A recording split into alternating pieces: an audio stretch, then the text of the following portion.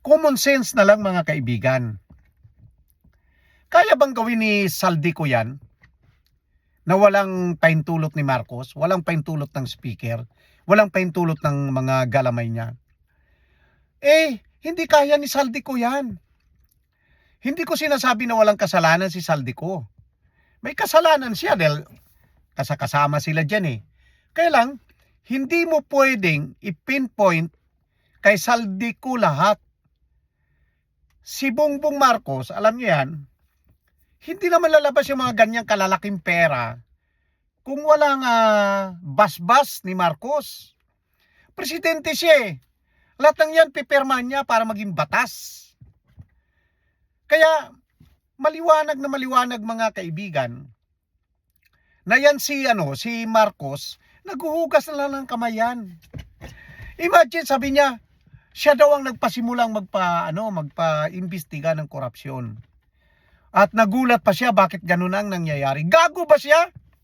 Presidente ka? Hindi mo alam anong nangyayari? Para saan yung mga bilyon-bilyon na budget ng confidential fund? Kung wala kang alam nyo, common sense ka eh. Kahit yung mga tao na, excuse me, kahit yung mga tao na sabihin nating walang masyadong alam, hindi nakapag-aral ng mataas, alam na alam yan. Ikaw presidente ka, ikaw namumuno sa isang bansa, hindi mo alam ang nangyayari? Gago ba siya? Sabagay, gago naman talaga.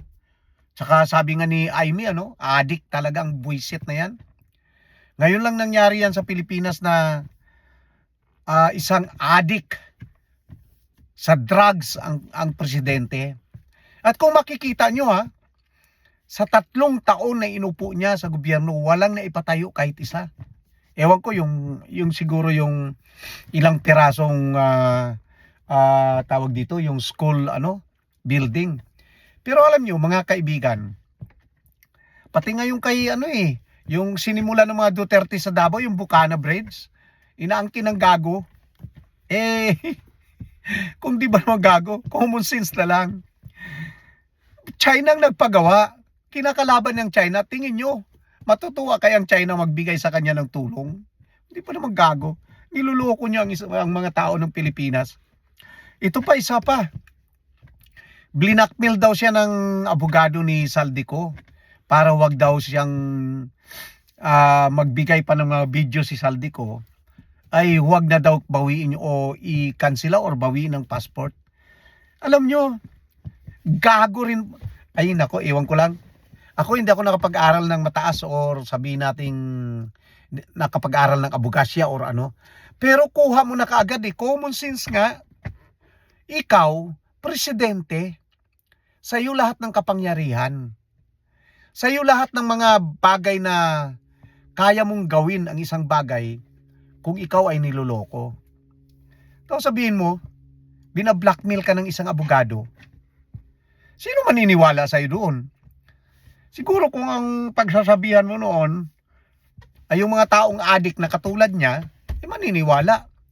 Pero yung mga taong matino, kahit mahirap pa yan, kahit wala pa yung pinag-aralan, ay hindi maniniwala Presidente ka, ba-blackmailin ka lang ng isang abogado? Gago talaga to si Marcos. Napaka dokdo ka ng sinungaling, dokdo ka ng pagkagago, at dokdokan ng yung tawag dito, magnanakaw ang gago.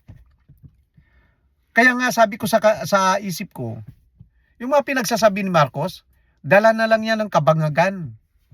Kaya mga kaibigan, kung hindi man siya umalis ngayon, sabi nga ni Attorney Rowena Guanzon, kung di man siya ngayon mapatalsik, panalangin nyo na lang ma-overdose siya sa cocaine para mamatay ka agad.